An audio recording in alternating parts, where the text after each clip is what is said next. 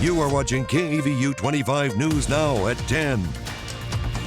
Good evening and thank you for joining us on 25 News Now at 10.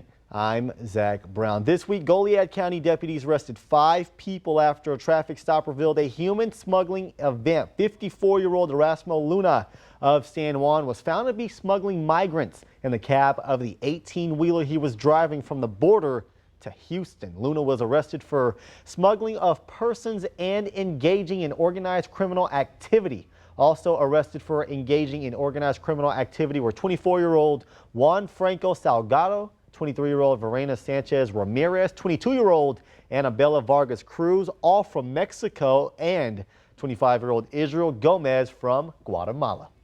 A capacity crowd in Bloomington Thursday night. A town hall was there to discuss a nonprofit's plan to incorporate parts of Bloomington as the Village of Bloomington. The nonprofit wanted it on the ballot this November, but the 13th Court of Appeals ruled the group had not met the requirements to have the Victoria County Commissioners Court call for an election.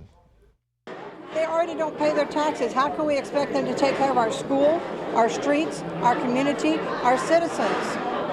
I need all of Bloomington to come together, our members in the cabins and out of the cabins. We don't segregate our town. We want a united town that works together to make Bloomington great again.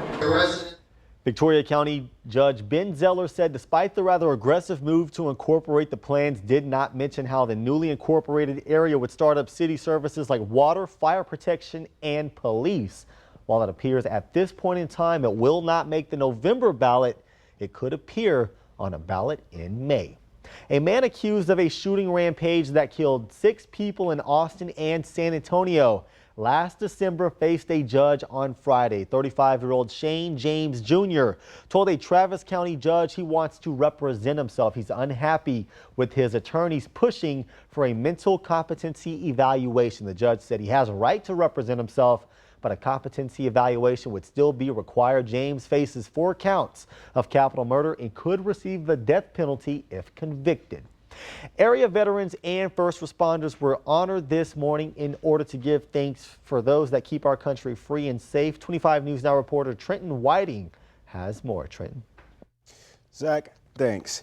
The VFW Post 4146 hosted a breakfast for their fellow U.S. military veterans as well as former first responders.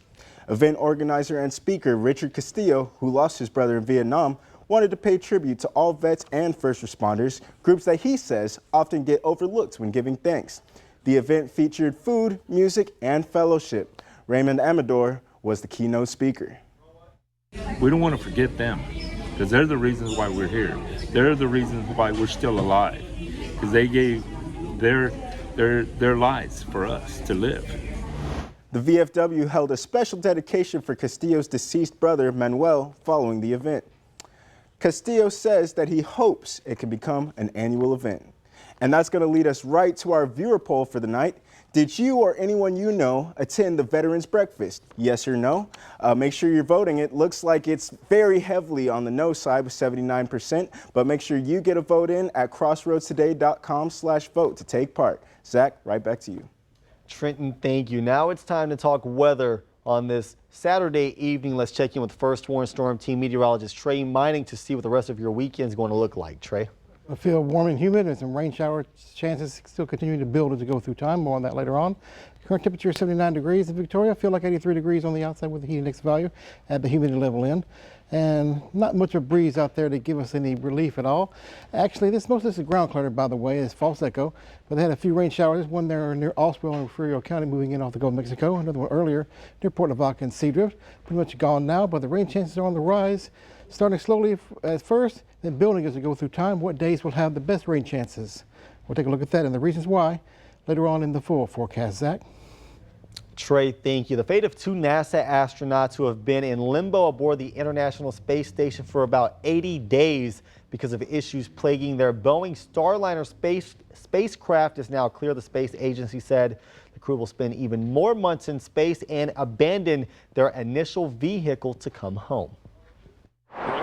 What was supposed to be roughly an 8-day mission to space is now in its 11th week.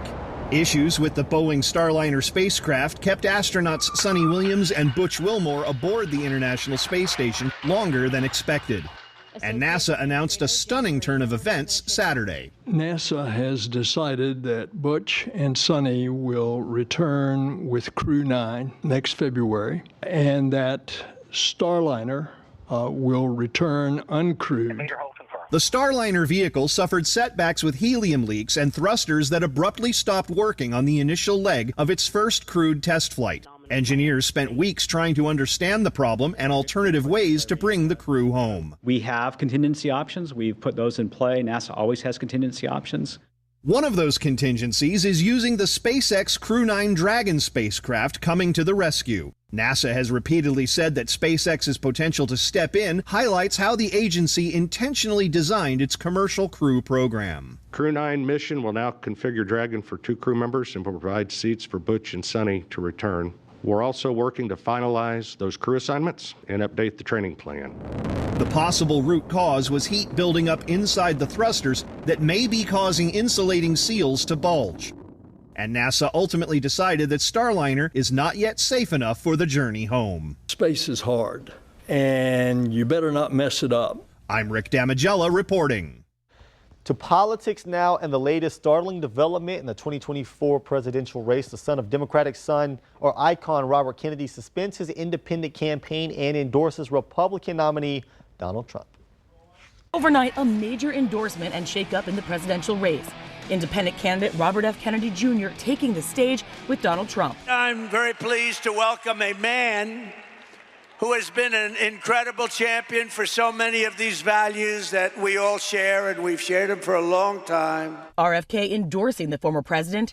Don't you want a president who's going to protect America's freedoms? And suspending his own campaign. We don't agree on everything, but on the values and the issues that bind us together. Telling supporters he will try to remove his name from the ballot in swing states where he could be a spoiler for Trump. In this extremely tight race, Kennedy's supporters could be a deciding factor. Our latest poll showing him at about 5%. The son of the late U.S. Senator Robert Kennedy and nephew of President John F. Kennedy, RFK was a Democrat himself for most of his life. His sister, Carrie Kennedy, telling our Elizabeth Schulze she loves her brother but abhors what he did. Anybody who loves our family, who respects the work on civil rights, on civil liberties, know that Donald Trump is their enemy. The Harris campaign reaching out to his voters in a statement saying, for any American out there who's tired of Donald Trump and is looking for a new way forward, ours is a campaign for you. Leaving Chicago, Vice President Kamala Harris sounding confident in her historic acceptance speech, taking on her opponent and arguing hers is the campaign looking to the future. In many ways, Donald Trump is an unserious man. But the consequences of putting Donald Trump back in the White House are extremely serious. All right, grab your cell phone and scan this QR code. This is our quick response code to download the Crossroads Today app. Watch us anytime, anywhere, and get breaking news alerts and vote in our viewer polls. Learn all about our ongoing contest right there on your app. You can also submit news tips and photos. Remember to subscribe to our YouTube channel, Crossroads Today. Hit the like button and click the notification bell. Stay with us. Coming up, the new fallout from the attempt on Donald Trump's life last month. The Secret Service putting several agents on administrative duty. Take a look at this. The high today was 98 degrees, definitely a hot day. And we had almost a quarter-inch of rain earlier with thunderstorms rolling from west to east across Victoria County, about nearly a quarter-inch at the airport. More rain to come. That is a yes. We'll give you the details on that and the reasons why coming up in the full forecast.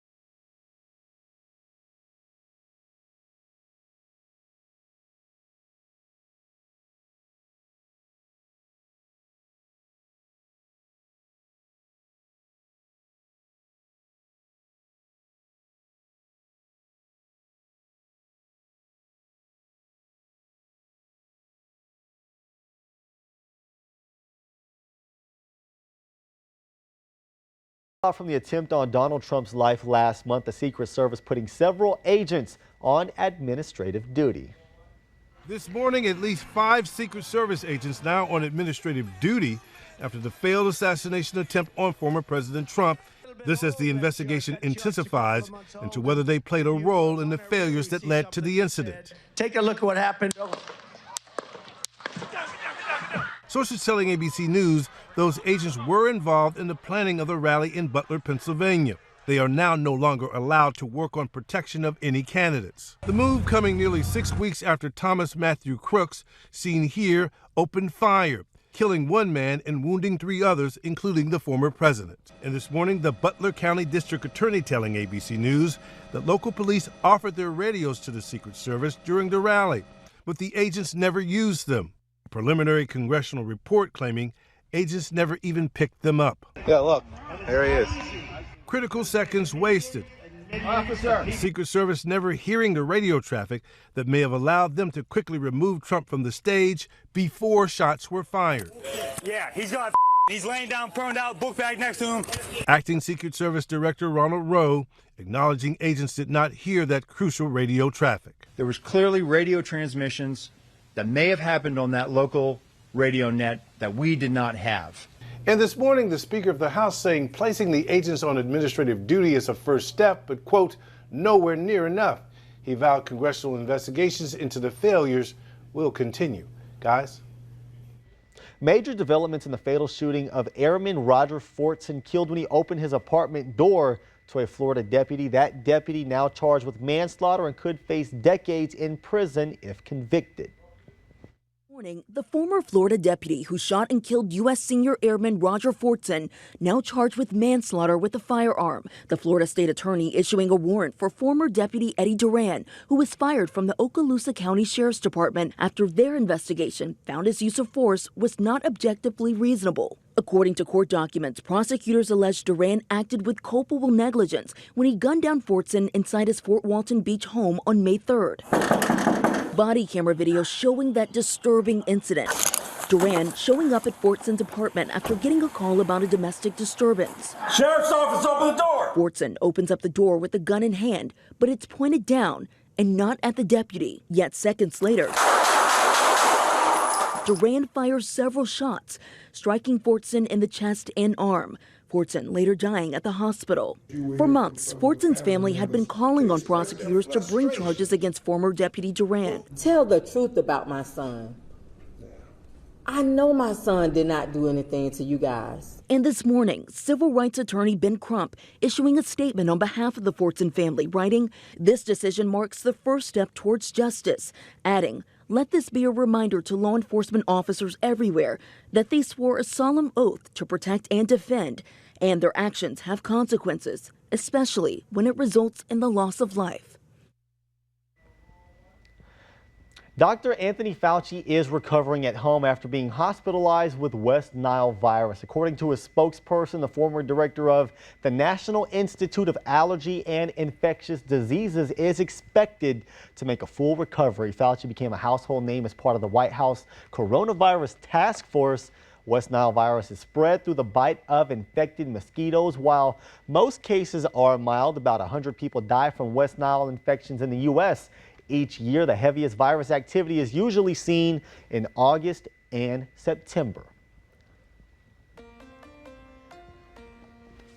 For more on today's news stories, come to crossroadstoday.com. Don't forget to submit your birthday wishes. Carolina Strain and Parker Cox will read them live on 25 News Now Sunrise. You can also submit a local military hero so we can recognize them.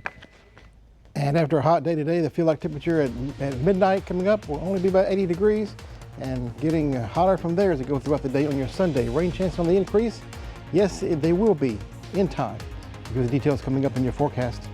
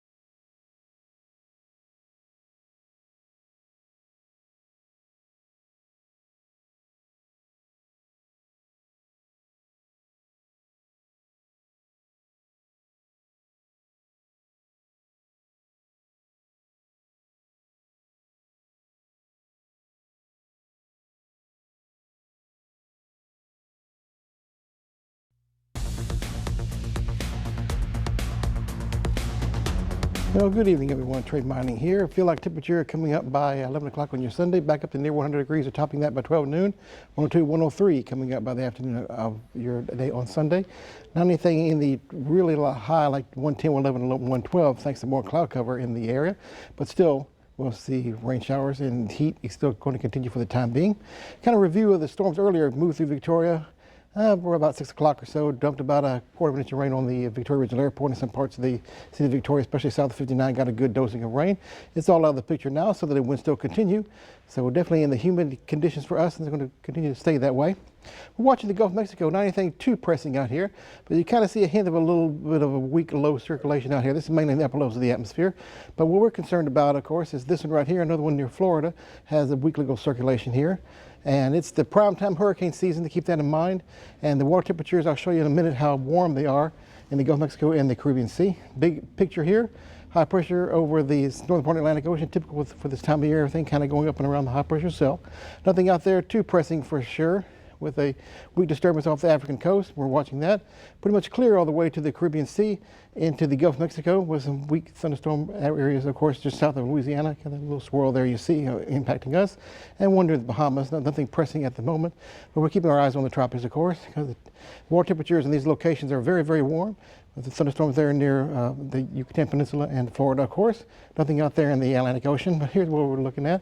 Watching a weak disturbance near the Bahamas, and then one just south of the Louisiana coast, with temperatures, for water temperatures near 90 degrees. That is a lot of energy out here, very much so. And of course, these storms could build on this with these water temperature of that high temperature. So we're watching the weather developments out there as we see them continue to work on through. So that's why we need to keep an eye on the tropics, of course, as we go through the next several days. And this model here has a weak to low continuing to be remaining so, maybe picking up a little more on the circulation center, making its way toward the Texas coast coming up from Monday into your Tuesday. So we're increasing rain chances on those days. So definitely umbrellas will be required on those days as well. Kind of bringing it a little bit closer to home here, we'll see the rain showers coming in along the coast in the morning time, working its way through the area, coming up by the afternoon time, expanding a little bit more in coverage with the daytime heat after about 10, 11, 12 in the afternoon, of course, around here. And even more so coming up for your Monday with a good rain chance by then, at least 60% chances. Aquaro, for tomorrow, sunny skies to start, increasing cloud cover in the afternoon, maybe an isolated scatter or rain shower storm in the afternoon as well, about 3 o'clock to about 6 p.m. in the evening. Point Lavaca. Rain shower could be in the area early in the morning hours along the coast, working its way through Calhoun County. Partly cloudy skies otherwise. Isolated thunderstorm possible in the afternoon time around 3 o'clock. Would be the best time during the maximum daytime heating hours. Victoria, starting off, sunny skies in the morning time, few clouds floating around. Scattered rain showers and storms by the afternoon time, still in the 90s for the daytime high.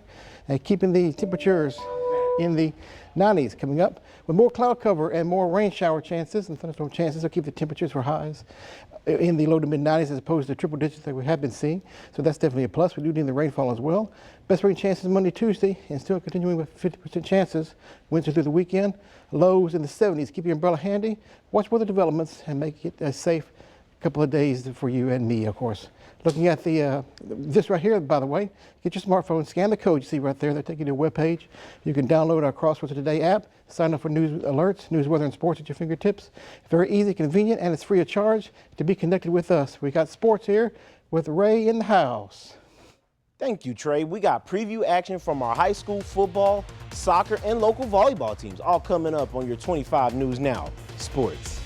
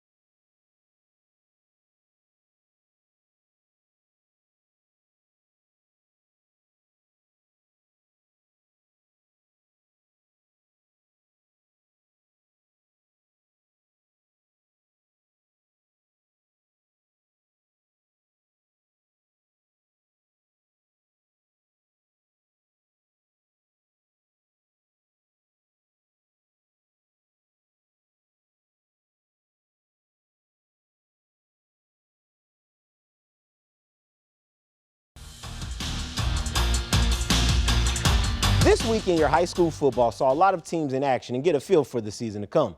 The Crossroads had some scrimmages going on that we were able to get to. So let's have a brief recap and talk about those teams.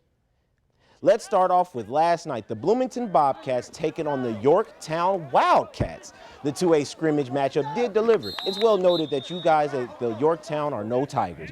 Once again, apologies to the city of Yorktown for last night's live look, but they didn't let my mistake interfere in their performance early on. Check out this play from sophomore number 8, Garrett Min, running it all the way home, looking great on the field.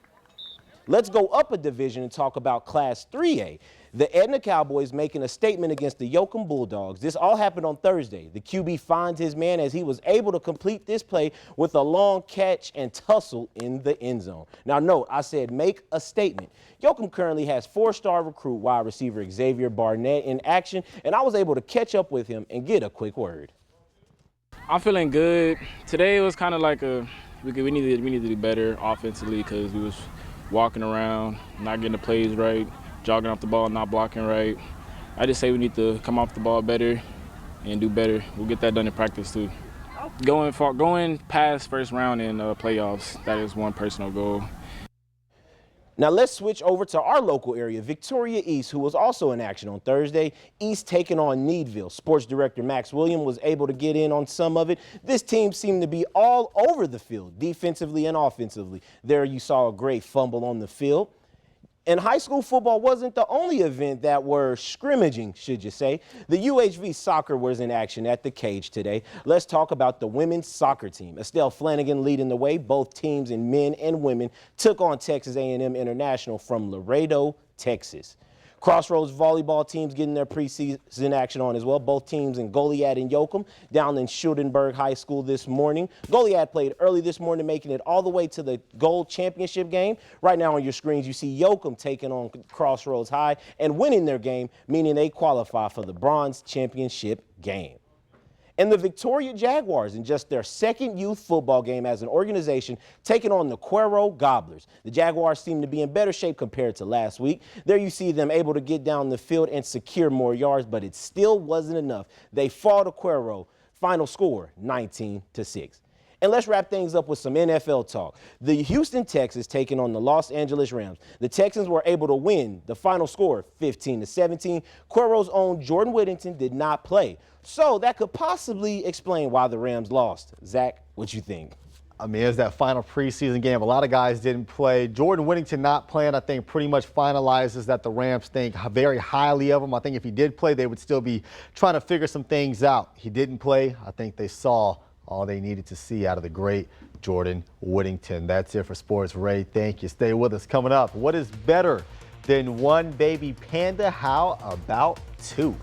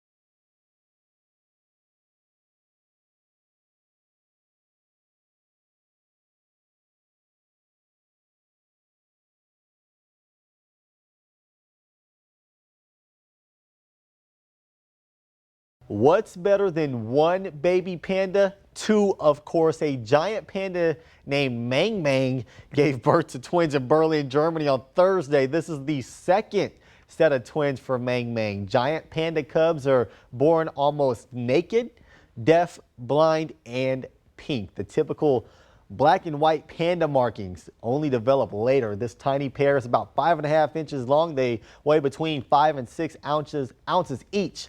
Their genders have not been determined yet. Zoo Berlin visitors will not be able to see the new arrivals for a while. That's because they will spend their early days in the back of the panda enclosure. Now, we are hitting a new week, Trey, and we got football next Friday, but you've got some forecast, and it might have some rain in it.